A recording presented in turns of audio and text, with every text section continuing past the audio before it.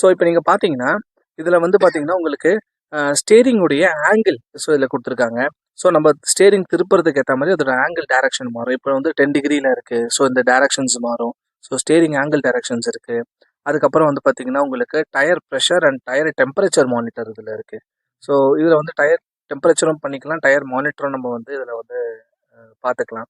After that வந்து warning indicators, settings. So செட்டிங்ஸில் வந்து பார்த்தீங்கன்னா மெயின் வந்து இப்போ நம்ம மானிட்டர் இருக்குது, இதில் வந்து கிளஸ்டர்ஸ் இருக்குது. ஸோ இதோடைய லைட்டிங், ஸோ இப்போ நம்ம நைட் ட்ராவல் பண்ணுறோன்னா அதோடைய வெளிச்சத்தை வந்து நம்மளால் இன்க்ரீஸ் அண்ட் டிக்ரீஸ் பண்ணிக்க முடியும். இது ஒரு நல்ல அட்வான்டேஜ் இது.